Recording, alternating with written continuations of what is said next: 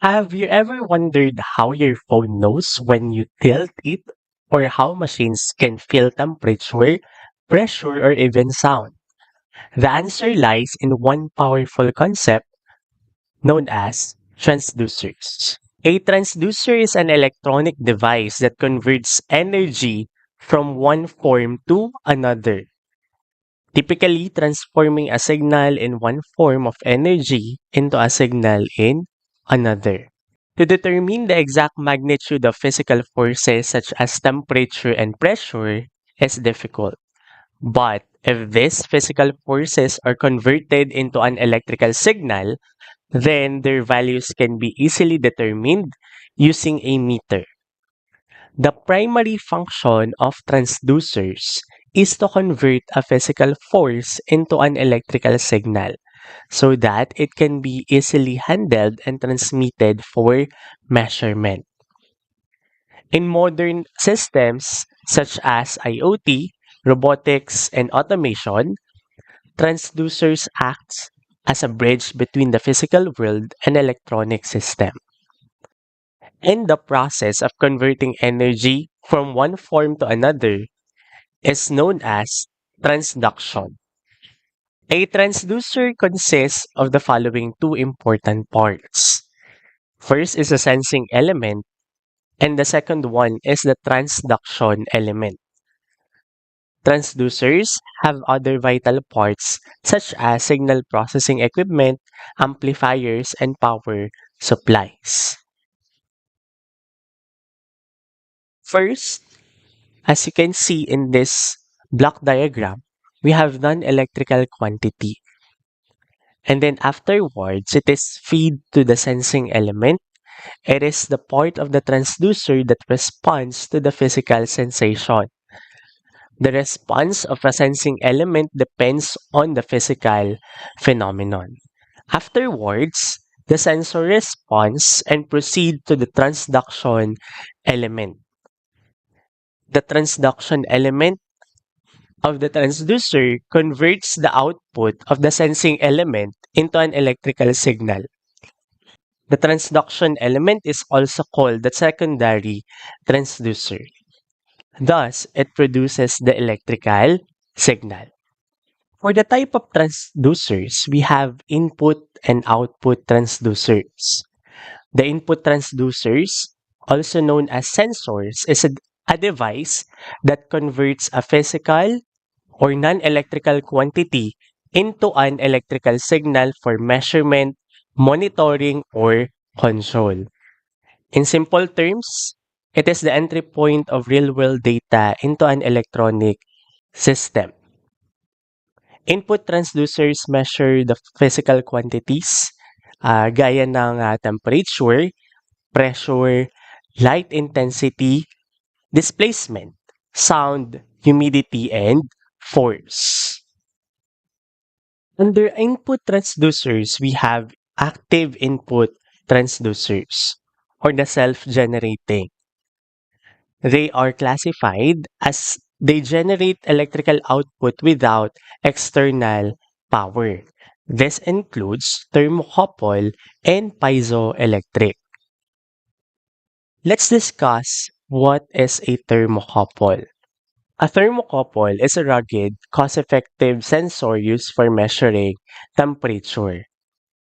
It consists of two dissimilar metal wires joined at the one end to form a junction. And kapag yung junction na ito ay nainitan or lumamig, it generates a small temperature dependent voltage measured in millivolts that can be translated into a temperature reading.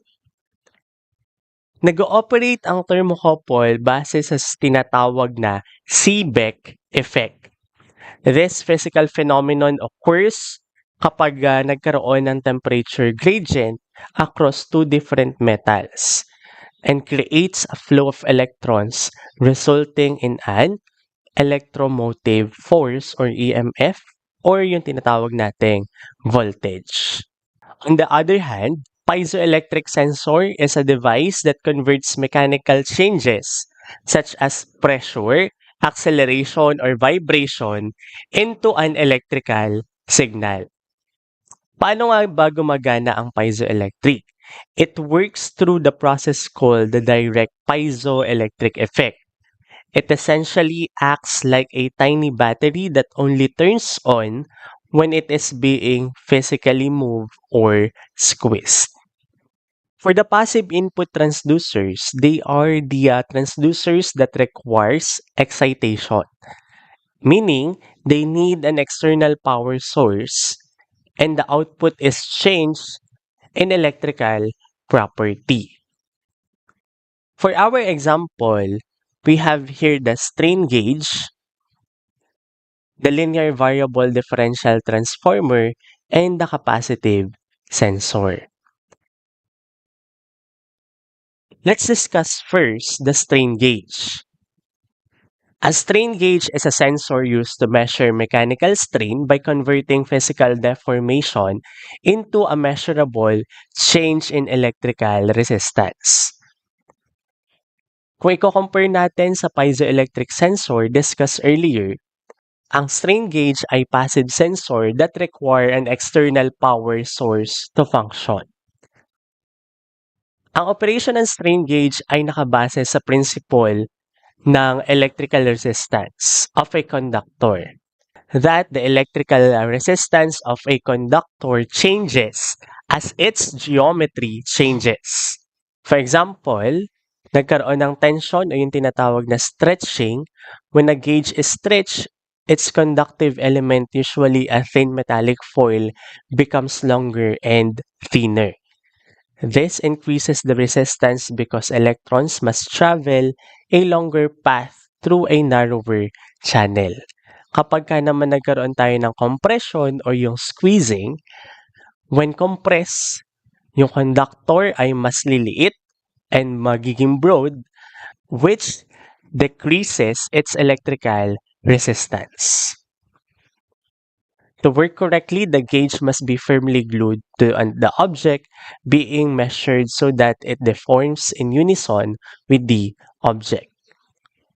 Next is the linear variable differential transformer, or the LVDT. It is a highly accurate, rugged electromechanical sensor used to measure linear displacement o yung ating possession through a change in inductance. An LVDT uses magnetic coupling to track the position of the moving object without any physical contact between the measuring parts. Paano nga ba gumagana ang LVDT? It works through that transformer principle. Dun sa ating tinatawag na core, meron tayong makikitang a solid rod made of ferromagnetic material that slides freely through the center of the hollow coils. This core is attached to the object you want to track. An AC current is passed through the primary coil, creating a magnetic field. This field induces a voltage in the two secondary coils. At the center null position, the core is perfectly centered, so both secondary coils receive the same magnetic flux. Their voltages cancel each other out, resulting in zero output. Kapag gumalaw na siya ng left or right, as the core moves, it concentrates the magnetic field toward one secondary coil and away from the other. This creates a voltage difference that tells you exactly how far the core has moved and in which direction. The capacitive sensor is a non-contact device used to detect or measure objects through a change in capacitance. It works like an open capacitor that uses the target object itself to complete or disrupt an electrical circuit. Unlike dun sa ating inductive sensors that only detect metal, ang capacitive sensor can detect almost anything. Kasama dito yung mga liquids, plastics, glass, and woods because they respond to any material with a different dielectric constant than air. So how it works, the sensor's face contains a metal electrode connected to an internal oscillator. This electrode projects an electrostatic field into the surrounding air. When an object enters this field, it acts as a second plate or changes the dielectric between the sensor and the ground. This presence alters the sensor's ability to store an electrical charge, causing a measurable change in capacitance. An internal circuit monitors this change. So once na yung ating capacitance hits a specific threshold, the sensor triggers an output signal like turning on light or sending a data pulse. Transducers can be also classified as either analog or digital based on the nature of their output signal. While analog transducers provide a continuous stream of information, digital transducers break that information down into discrete steps or pulses. An analog transducer converts a physical quantity into a continuous electrical signal, usually in a form of voltage or current, that varies smoothly over time. This signal is directly proportional dun sa ating physical measurement. For the signal type, for the analog transducers, it is continuous waveforms, often represented as sine waves. Theoretically, infinite yung ating resolution as the signal take any value within a given range. Drawbacks, so it is highly susceptible to electrical noise and signal degradation over long distances. Meanwhile, the digital transducers convert physical quantities into discrete electrical pulses or digital codes, typically in binary form, a series of zeros and ones. Ang signal type natin for digital transducers ay discontinuous, square wave, pulses, or binary data packets. Sa resolution, it is finite, determined by the number of bits. For example, may 10-bit sensor na mayroong 1024 na possible values. What is the advantage of digital transducers?